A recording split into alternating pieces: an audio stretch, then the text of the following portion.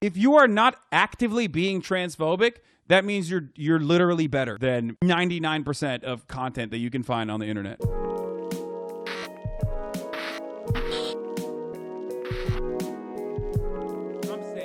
Speed started his YouTube channel in late 2017, uploading NBA 2K and Fortnite highlights. 1 year later, he began live streaming himself playing Fortnite, but didn't really stay too consistent with it. It wasn't until April of 2020 when he got fully committed to live streaming, with a face cam and interacting with about 5 viewers. His game of choice, NBA 2K20. When he first started streaming, a person asked him in his chat what his age was. Tell me all day.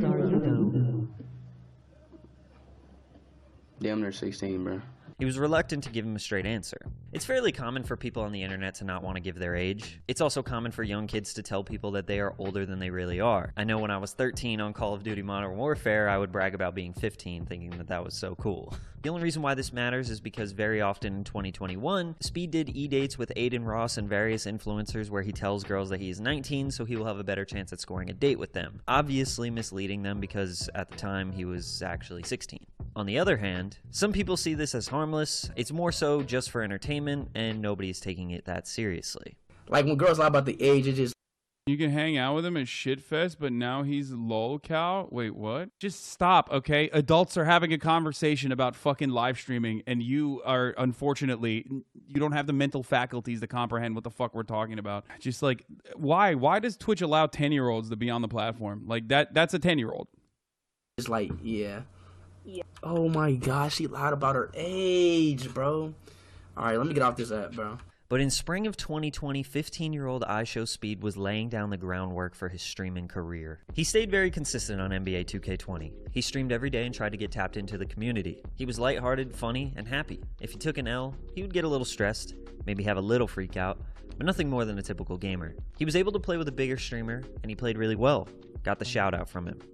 For my son, iShowSpeed, the first son that I have played with and shot nothing but green. This got him a couple more viewers, maybe around 10 or so on average. Unfortunately, NBA 2K kind of breeds toxicity, kind of like Call of Duty Modern Warfare lobbies. You can walk around a public gym and challenge random people to pick up games. Usually the loser will just end up screaming into the mic all kinds of heinous things that are totally unnecessary. I mean, games are competitive, and trash talk is inevitable, but this game for some reason brings out the worst in people.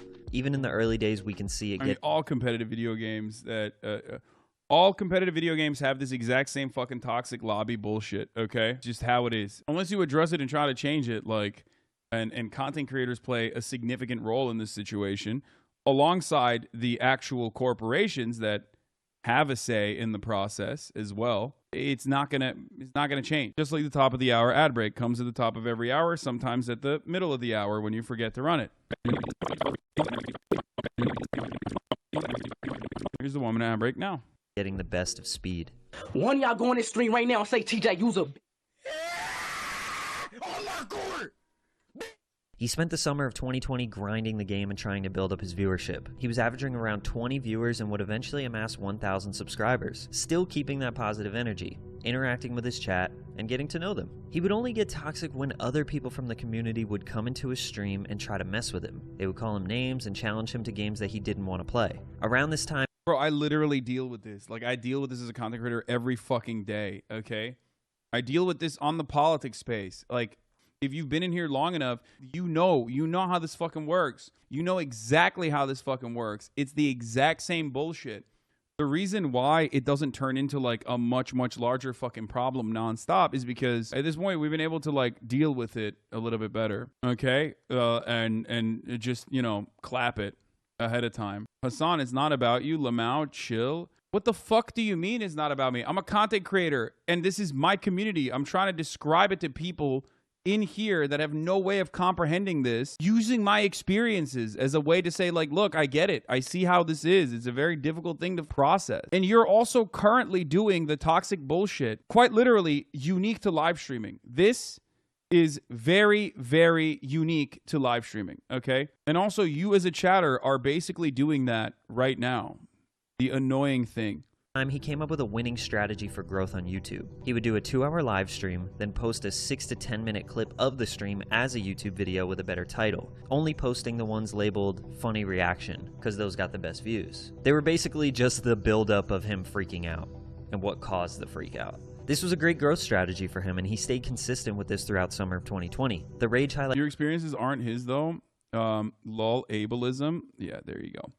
That's how we deal with the toxic dumbasses in the chat, by the way, who are narcissistic and want to fucking center the conversation around their own idiotic fucking commentary. The only entertainment that we are going to suck out of you is by banning you immediately. Sometimes by not even pulling you and just banning you across the board. Videos were becoming a staple part of his brand and was slowly becoming the thing that people wanted to see the most from him.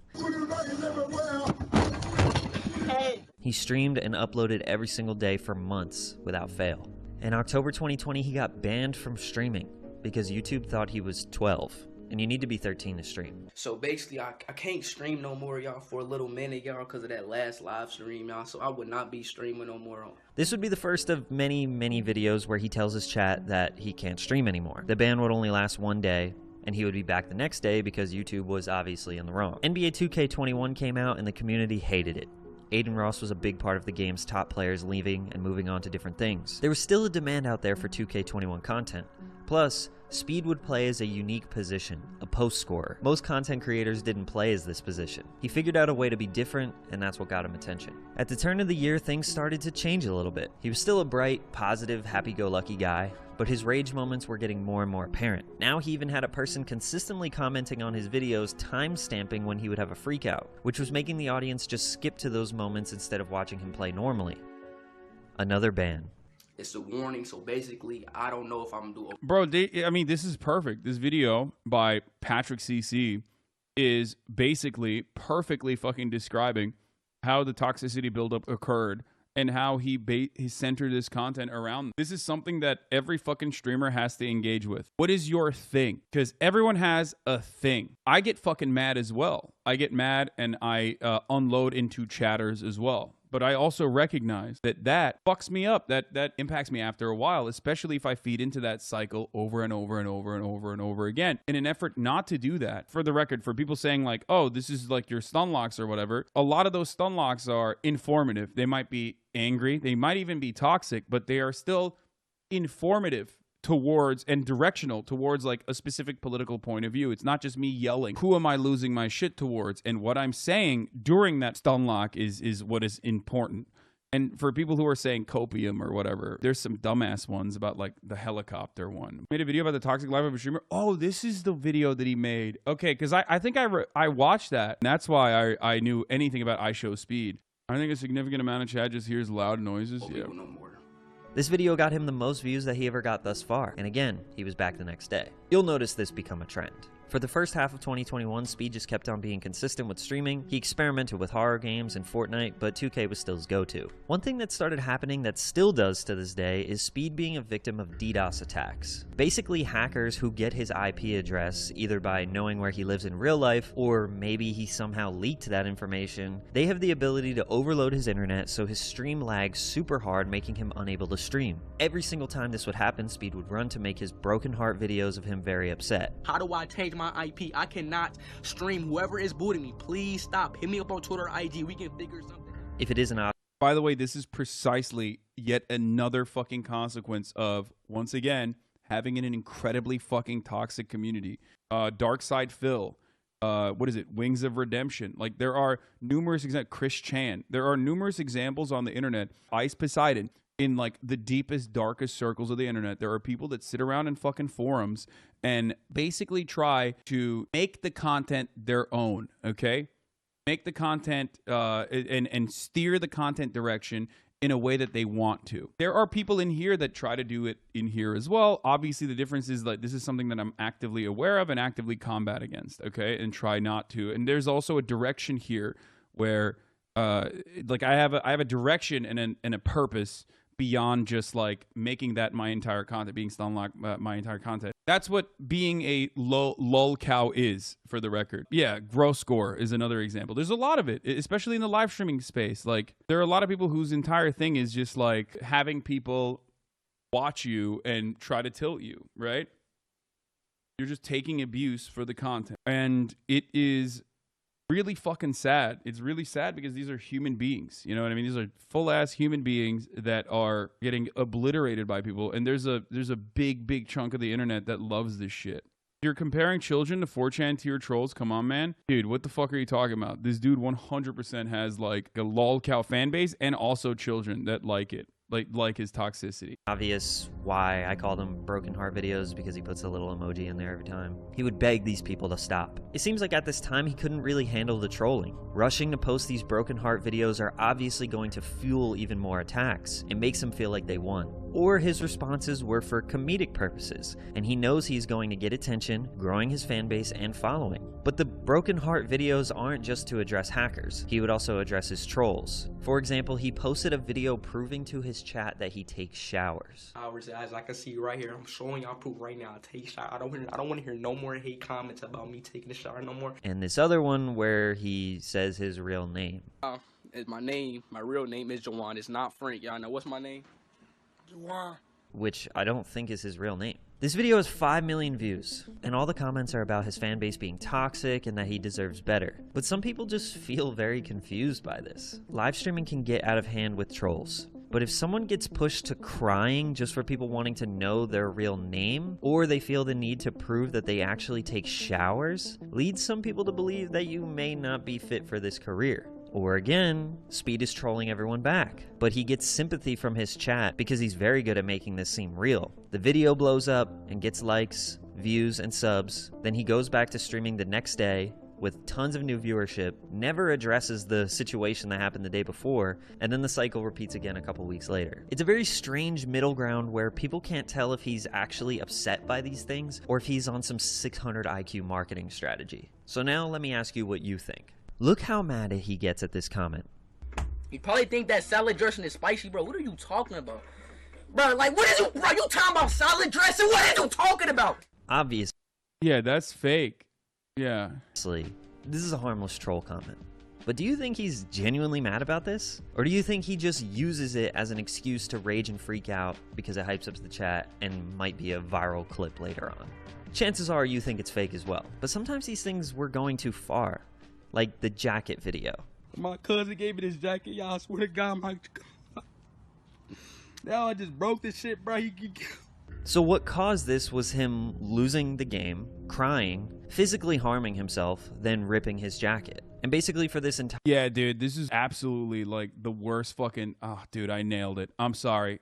I didn't even know all of this shit. Exactly what I said from the beginning is well documented here. Going into fucking the cycle because you're getting dollars. Like you're straight up the toxicity that you are feeding into and recognizing your position as a lolcow and then like literally feeding into it is creating a horrifying fucking cycle of even more toxic behavior. And then there's also a lot of other people that are looking for that. They're like, oh yeah, I'm going to say some racist bullshit. That's going to have a genuine impact. For those of you who don't know what lolcow is or whatever, it's a term created by them. It's about farming someone for being a laughing stock. Okay? People specifically in a very targeted manner will go in to people's chats, especially in live streaming situations, and will say stuff kind of like how people bait me all the goddamn time. A laughing stock cow to milk. Exactly. They do it to me as well. And the entire purpose of that is just basically getting together in a group to bully someone, in a lot of instances stalk them, dox them, basically ruin their lives further and further until you're like literally in a fucking spiral of toxicity and you're experiencing some of the worst like consequences in your real life. And that's their content. Their content is literally destroying you. It's internet troll shit on steroids. But the problem is when you talk about it, and this is a big issue on the internet, when you talk about it, it gets worse because like they do it for any kind of recognition whatsoever. They do this all the time. There are communities that specifically do this. There are communities that specifically are designed around doing this. Their only content, especially when other Twitch streamers also engage in this sort of shit, is they create a feedback loop where the only content that they have is basically shitting on someone else. And it's basically live bullying. So they look for targets, okay? That's what it is. Are you a self-aware lolcow? So there are people who try to do it here as well, but the difference is I have a strong community and also a sense of purpose beyond rage baiting and getting upset and freaking the fuck out. Nico Avocado is another example of a lolcow that is not a live streamer, but like people basically have like caused him to spiral It's just terrible. How do I describe it? I think it makes it much harder to have a sense of self and a perspective beyond that if you grew up outside of the internet. You know what I mean? I was a full-blown adult before I started doing this stuff. And then when you acknowledge it on a video or Twitter comment, those people can come across as reasonable in the comments by brigading upvotes on threads is a horrible thing to fight against. Yeah, it's pretty much impossible to deal with because most people don't know what it is. Most people don't fucking go into those circles. Brigading things can be very effective. 200 designated people that are deranged enough to follow every little thing you do can basically turn it into a much larger problem for you. And I think that there is two different types of communities within iShowSpeed's audience. You, on the one hand, have people that want to turn him into a lolcow, and he feeds into that. And then also on the other hand, you have a lot of people who love the toxicity and him like raging and stuff and come in for that. They make encyclopedias and gigantic posts and essays about people is basically parasocial dehumanizing. Yeah, absolutely. The point of most of KF threads are literally get the target to kill themselves. Yes. But the ultimate goal is, of course, getting the target to kill themselves. Yes. Like that's the main goal, or jail or arrested. It's really sad and it's really fucking crazy, and you don't want to talk about it because like it basically brings it up. You know what I mean? When you bring it up, it like legitimizes it. For to mention, most lolcows are LGBT, mentally ill, autistic, POC, children, etc. Almost always people who are looked down on by society, so bullying them is seen as justified. Yeah. Or they have no protection. They don't have a mechanism to defend themselves. They don't have like a way to basically fight back against that feedback loop. But yes, dehumanizing is 100% the ultimate goal there. Yes, because vilifying a person to a degree where it's like it's a post hoc rationalization for why you are putting them under so much torment. Like no matter how much you bully someone, no matter how much you stalk them, if you ultimately think you're in the right and that person is in the wrong because, I don't know, they're like a bad person, they have bad takes or whatever the fuck, is pretty much how people justify this pathological, psychotic way of cyber stalking people and cyberbullying people in a group. That's the content in and of itself. Twitch and live streaming on the internet is very different than any other form of entertainment. You can't go to the movie theater and fucking change the direction of a movie. You can't get up and be like, fuck you. And then the guy who's filming turns around and goes, okay, now I'm going to address you. This is the first instance, the first iteration of that kind of interactive content, live interactive content. And that can be beautiful and awesome, like what we do here in this community, right? Where, you know, that back and forth feedback can be really awesome. And at times you recognize it, like, you know, I'm making jokes, chat's making jokes as well. You know, we have like a back and forth, constant conversation, and that can be great. You never had this much sympathy for Ice Poseidon, you hypocrite. I'm not even, well, first of all, I wasn't around when Ice Poseidon was popping off. That's probably why. I didn't know anything about him, and I've only learned things about him after the fact. And by the way, Ice Poseidon is a great fucking example of someone who fed into that toxicity rather than trying to create a positive space, rather than looking for the next way to make content that wasn't about like belittling himself or attacking other people that were even less fortunate than he is. He kept feeding into it and it fucking blew up in his face. He had the FBI, like they made a bomb threat to the fucking airport that he was at. And they go to that degree. Like these people will never stop. He still has communities that do not fucking stop. They're still out there. And now they despise him because he won't give them what they want. That's why I'm saying, like, this is a really, really scary cycle to get into. And it's very new, so a lot of people don't understand it yet. Like, we don't know what the consequences of it are going to be. You know, live streaming is the lowest, bottom of the barrel type of content making, where you're like, you're scrounging for scraps. It's a much smaller audience than like Hollywood, you know what I mean? It's a much smaller audience than YouTube in general. You're fighting for fucking scraps, and those scraps are basically as much engagement as you can give to your community.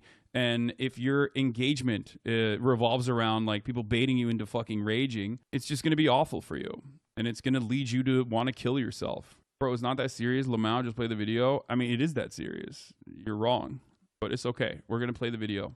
Entire game, and really this whole stream, his chat was saying rude things to him, so losing the game was actually just the final straw. But this reaction to me doesn't look very fake. Stop donating! Stop donating! I don't even done. Oh God, I'm out of this bitch. On my mama. Now, it's not like Speed is 100% innocent and his chat attacks him for no reason. I made basically a whole video about this, but real quick, let me just say that oftentimes the chat That's the video I watched, by the way. That's the video I watched. And by the way, he's getting fucking, he's cracked. Like, he's like fucking 70K viewers, like live viewers and shit. When he's popping off on his the behavior YouTube too. of the streamer. And he's like pretty much self-made in that regard too. Like, it's not like he was a part of like he doesn't have like a crazy fucking community uplifting him or anything like that. He was just like a part of TK or a 2K, part of the 2K streamers and like Aiden Ross and all this other stuff. But like, you attract the type of people that and you act TikTok like. So too. judging off his Omegle streams alone, Damn, you cute as fuck. Thank you, thank you. Hey, if you can rate me 1 through 10, what would you rate me? Be completely honest. A 7.5. Really? After I called you cute as fuck? I lied. Nah, shut the fuck up.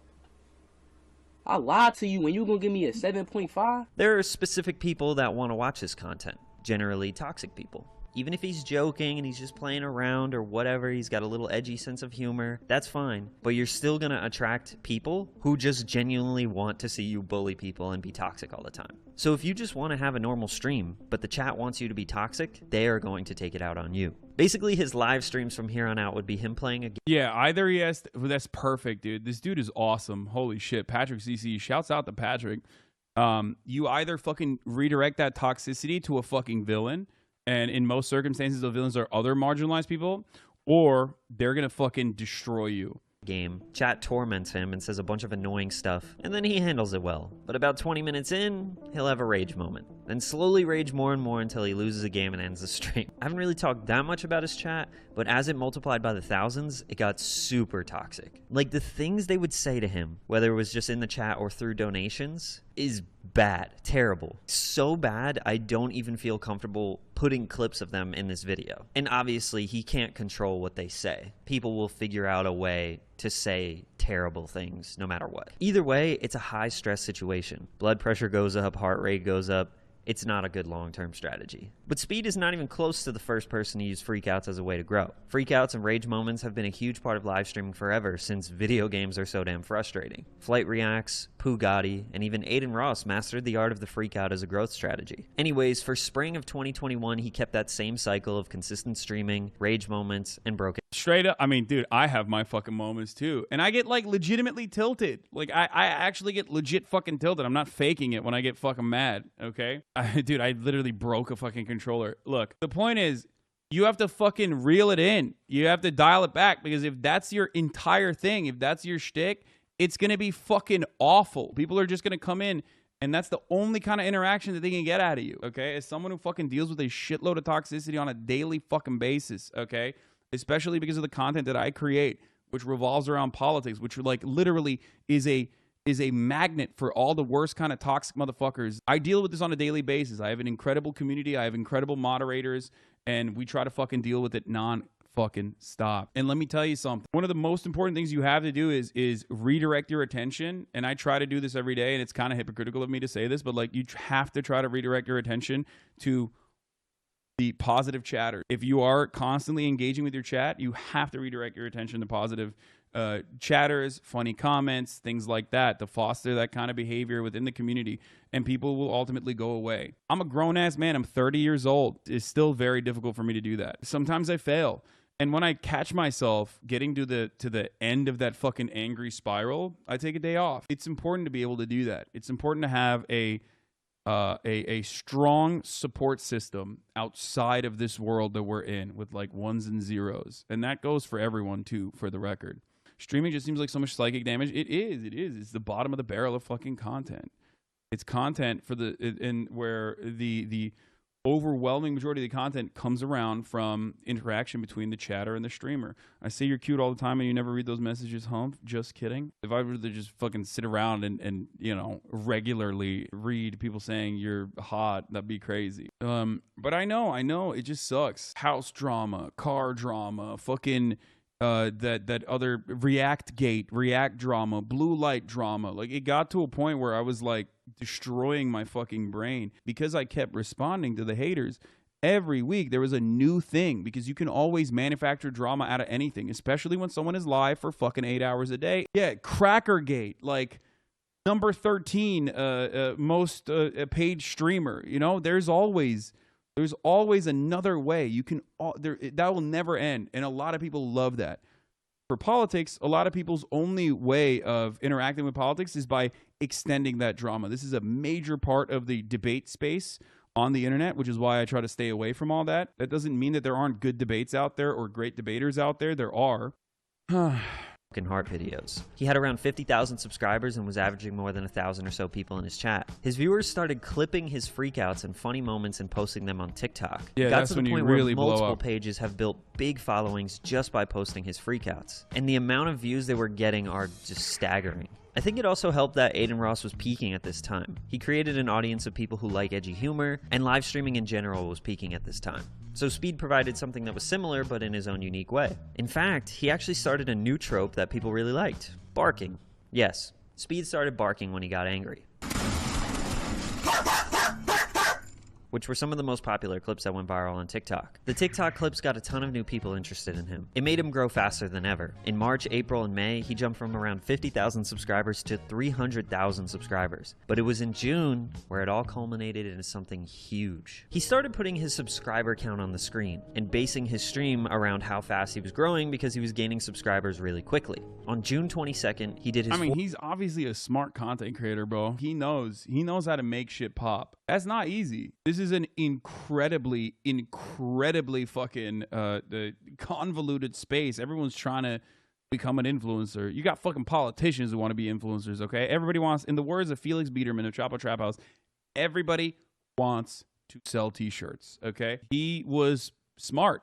He's very clearly very smart. He knows what the fuck he's doing. 400K stream, where he just kind of passed time waiting for him to hit the new milestone. When he was about to hit it, a ton of people watching started unsubscribing, hoping for a freakout, in which he did a little bit. Then 2 days later, he was about to hit 500,000 subs. Same thing happened. He got close, they would unsub, he freaks out, and everyone loves it. It became this little game, watching his sub count go up and up. 3 days later, 600K stream. Then the next day, 700K. He went to bed and woke up on June 29th to find out that he was about to hit 800,000 overnight. So he went live that morning. Then later on in that same day, maybe 12 hours later, he was about to hit 1 million subscribers. In 24 hours, he gained 300,000 subscribers. And if you thought that was crazy, the very next day, June 30th, he hit 1.5 million subscribers. Obviously, Speed put in a ton of work until this point, but he also got a little lucky that hundreds of thousands of people were eager to see his reactions. As his sub count went up, it became sort of a game for people. It slowed down a little bit at the 1.5 million mark, but by the middle of July, he hit 2 million subscribers, meaning that in about 3 weeks, he went from 300K to 2 million. Call it luck, call it a meme, call it whatever you want, but at this point, he was still growing like crazy and entertaining the millions of people that subscribed to him. So clearly, he took advantage of the situation and maintained their interest. After this, Speed was done with NBA 2K. He outgrew the game so fast. He knew that these people wanted him to be as crazy as possible all the time, so that's what he gave them. He also took a trip to LA to link up with Aiden Ross and many other streamers. For some reason, watching that in-person connection just changes the viewer's perspective. It's almost like the viewer is part of the friend group. Plus, he seemed to be a lot. Yep. Dude, this dude fucking nails the parasocial aspect of live streaming. Like, nails it. He is very, very good at this. It's true. When you interact, when communities interact, when Twitch streaming communities interact with one another, it's like, it's huge. It's like a huge deal. People love that. People love that shit. They feel like they are interacting for the first time ever. Like, they're seeing their favorite, it's like the Avengers Endgame log.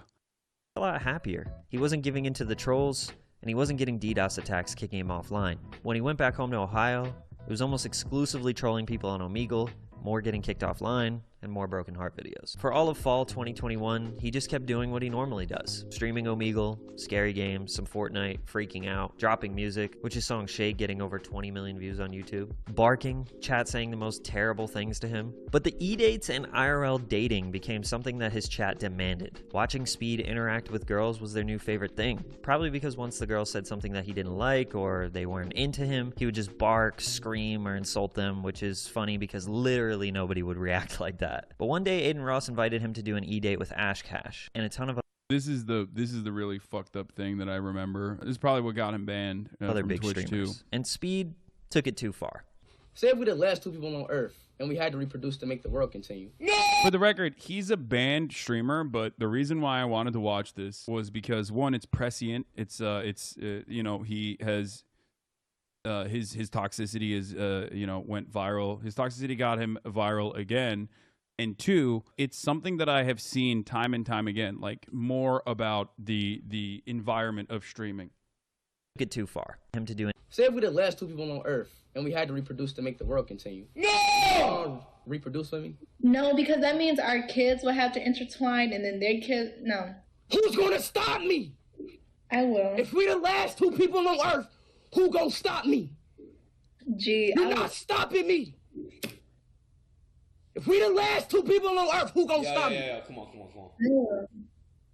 Hold up, chill out. Just Bro, she didn't even, by the way, that, I mean, that's, first of all, this rape. And secondly, she didn't even fucking say anything. Like, she literally was like, oh, well, then our kids have to do incest. And that's fucking disgusting. you're good. My fault. Take a I'm deep breath. tripping. You're good. I'm tripping. I'm thinking I'm on Omegle. Now, this question that he asked her is a running joke that Speed does on Omegle. It's a joke that works in his community and for his chat and his fans. But as you can imagine, a lot of women don't find this joke very funny, nor do a lot of other Yeah, what the fuck? I mean, that's is horrible. people's fans who don't know Speed. Now, he got eliminated from this e-date, obviously, and he didn't like that. Man, fuck this E-Day and fuck Aiden too, bro. God, fuck them niggas, bro. Fuck that shitty ass E-Day, bro. He started to blame Ash Cash and Aiden, and this is where I started to question a lot of those e-dates. Do streamers actually take them seriously? I thought they were just for entertainment. Like, they weren't actually gonna get dates with any of these people. Is Speed's reaction fake? This is where Speed towing the line of what's real and what isn't becomes a little tricky for him. He took the joke too far, plain and simple. But now saying f Aiden and Ash Cash for kicking you out and that they're wrong for that? This turned into a little beef between Aiden and Speed, which again, I don't know if it's real or not. Speed's joke went viral on various social medias and had a lot of people angry. Ash Cash had a lot of words to say about it on Twitter, rightfully so, but Aiden didn't stand up for Speed because he knew he was wrong. And Speed never really addressed it again. Today, I think they're all good, and Speed hasn't really done an e-date since then, which is also probably a good thing. I think a little clarity between what is a character and what is real life would help Speed out a lot. He's going to continue to get himself in sticky situations. Like, there's plenty of fucking people who've been able to perfect, like, even toxicity, okay, while towing a line that doesn't go beyond a certain level. Now, if you're a hater of those people, you will literally say, you're wrong, here's a clip or whatever, but clearly it doesn't get to this degree, okay? XQC definitely has his moments where he's being fucking above and beyond, so it's not even like a great example, but never to this degree. Tyler 1, Dr. Disrespect as a persona that's supposed to be toxic. These guys are very good at fucking hyping up toxic attitudes or toxic personalities, okay? But you can tell that it is still a character, and you can also recognize that it doesn't go beyond a level where you're like, you're doing the rape shit that he was saying. You know what I mean? Now, part of the reason why he hasn't been able to figure this out, the problem is he doesn't know how to fucking deal with it. Like, it's clear. He doesn't know where to stop. He doesn't know what the line is. And part of that is because he's young. Part of that is because he's also new. And part of that is because, like, a lot of people are giving him positive feedback in the form of fucking money. And if you don't have, like, a decent moral compass guiding you when you're rage baiting, you're going to end up in a very weird circumstance. And you're going to literally fucking create a situation where people are shitting on you nonstop, which is already unhealthy as fuck. And also, you're going to be shitting on others that your community wants you to shit on. And you're going to be doing it in a very hurtful way. He's 16, 19, doesn't fucking matter how old he is. He's young as fuck, And also, this is new for him, okay? I always hate that it's just a character defense is so weak. You have to remember, dude, we are entertainers, okay? As live streamers, we are fucking entertainers. There's a level where you exaggerate, you know what I mean? No, let him take some responsibility. The fuck? No, I am. I do. What the fuck do you mean? This is not a defense of him, dude. This is a defense of the top of the hour ad break, though. But remember, this is something I deal with on a fucking daily basis, okay? Oh no, what a shitty segue. Whatever, shut up. This is not an excuse for his behavior, okay? But this is sympathy for a content creator, no matter what, because I understand where he's coming from. Entertaining hundreds of thousands of people is not fucking easy, okay? And a lot of people, instead of finding their own fucking, finding their own corridor, turn into these weird fucking creatures, basically. And they basically will push him further and further into humiliating himself. And this is not a defense of him at all. Obviously, a lot of the things that he has done thus far are fucking indefensible, okay? But because we're live streamers, you have to understand, like, our content revolves around us being real, okay? Our content revolves around us being real. So if your persona on stream is this way, it's going to bleed into who you are in the real world, especially when you're young, okay? Especially when you're young and way more impressionable, okay? One of the things that XUZ does well is, like, I think he has a decent moral compass. I think he has a decent moral compass when it comes to, like, not wanting people to fucking, like, shit on women, trans people, whatever. Asmongold too. It's super fucking easy to just milk content by just shitting on trans. It's so easy to milk content by being racist. It's so easy to milk content by shitting on women, especially in gamer spaces. Like, you have to remember that. Because you're in this, like, never-ending fucking positive feedback loop, you're trapped in here in this chat, and you rarely ever go out to other communities. You don't see it. You don't see the cheap shit. It's super fucking cheap, and it's the easiest way to farm content. Excuse is not good with handling trans issues with his chat. I'm sorry. This is what I mean. This is when your brain is fucking broken from being in this community. Listen, dude. Hey, don't be transphobic. That's it. You say that, you're already above and beyond, okay? If you are not actively being transphobic, that means you're literally better than 99% of content that you can find on the internet, okay? Straight the fuck up. Sorry. I know I joke about being an LGBT foe all the time, but you are a spoiled little baby if you think that, like, it's... Like, what do you mean? Like, do you not see how fucking easy it is to just, like, harass trans people? Like, people literally make content out of harassing and psychotically fucking cyber stalking and doxing and ruining the lives of trans people on the internet. The fuck are you talking about? That's literally content for so many fucking people. Not on Twitch. I think it's a testament to Twitch's terms of service, too. But how are they finding this entertaining, dude? Is scary? Yeah, it's scary for you because it's not for you. A lot of people are products of their fucking upbringing. And if you live in a racist, transphobic society, then obviously a lot of people are going to be slanted towards that. So anyone that's, like, pushing against that is going to be seen as someone who is telling you the way you understand the world is wrong. And that kind of change is not easy to fucking deal with. So many more people would rather be in the comfort of, like, acceptability and continue living their lives the way that they do and continue feeling like they are correct and seek that kind of positive feedback loop that ends up shitting on trans people than anything else. God damn. Too many comfort zones, never abandoned. I mean, it's not even a great thing, to be honest. Like, that's not even, you know, I understand why people wouldn't want to go to communities like that. But, like, remember, you know, just a frame of reference is necessary sometimes to, like, fully comprehend how bad things get on the internet for all of you.